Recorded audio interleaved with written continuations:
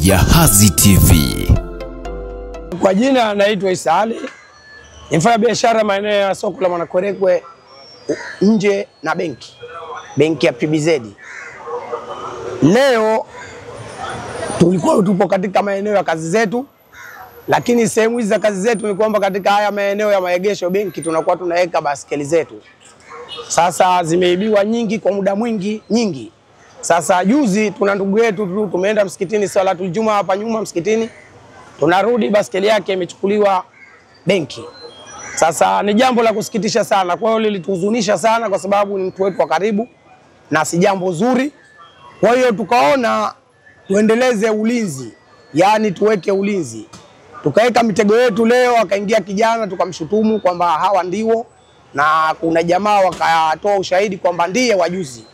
Kwa hiyo tuliweka mitego yetu, tulivyoweka mitego yetu kutokana na huyo mwizi mimi namfahamu, nimecheza naye na nilikuwa na kanenta mmoja Nyerere, ananijua na yeye namfahamu. Kwa hiyo nilikuwa katika mitego hiyo, ni kwenye mipango ya reki, nilikuwa katika system ya reki kumwangalia zaidi usalama kwamba je ndiye.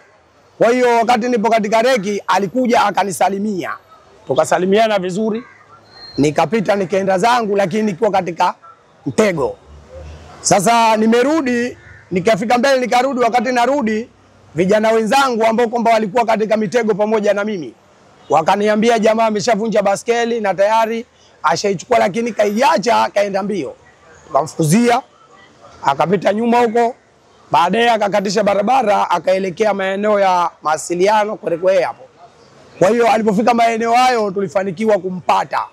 Kuna mtu alimkamata, alivyokamatwa akapatikana ndio akachukuliwa kuletwa huku, lakini alikuwa katika wakati mgumu wa kupigwa. Hata hivyo tulipambana sana kwa sababu ni mtu wangu wa karibu kumuombea. Lakini ilishindikana kiupande fulani kupigwa kwa mimi. Ila alifika tukaja naye benki, nikamwambia tumpeleke hapa. Akaja hapa akiwa yuko salama. Ushauri wangu kwa vijana tufanye kazi. Kweli maisha ni magumu. Kazi tunasema hakuna, lakini kwa kupata chochote tu cha kujisaidia kama wewe basi inawezekana. Kwa sababu sisi hapa tunaofanya biashara ni watu wa karibu, yani ni wamoja. Kwa hiyo siamini kama utaenda kwa ndugu yako akusaidie katika kufanya kazi sehemu yake ya kazi akashindwa kukusaidia ukapata na wewe chochote, au kama atashindwa kukupa ajira ya kupata chochote, naamini ukimuomba 1000, 2000 kwetu sisi ni kitu kidogo sana. Tunaweza kusaidiana. Kwa ushauri wangu kwa vijana waache mambo haya na wajikite katika kufanya kazi kama tunavyosema tufanye kazi ili tupate mafanikio.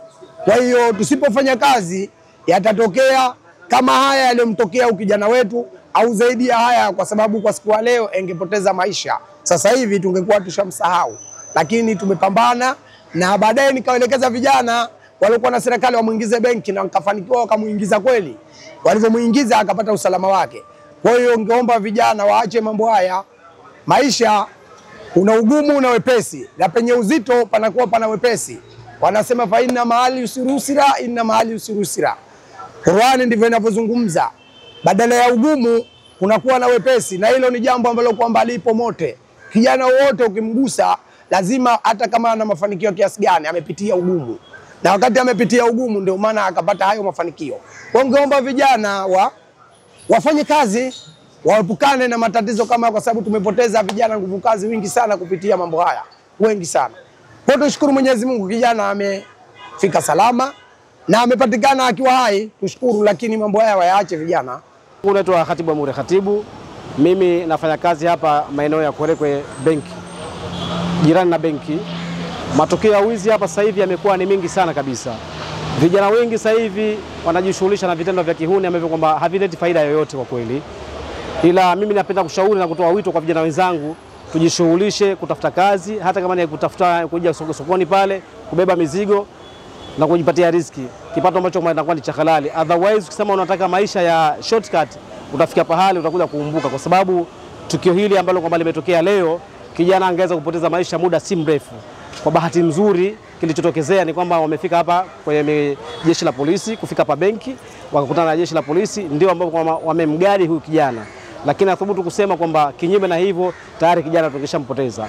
Narejea tena wito wangu kwa vijana tufanye kazi. Ikiwa huna kazi ya kufanya, basi ni afadhali kufika mahali hata kwenda kumwomba mtu kufagia hata dukani kwake, alimradi uweze kupata riziki. Maisha ni leo na kesho, kesho yake utapata sehemu nyingine utafanya kazi. Huo ndio wito wangu kwa vijana. Jahazi TV.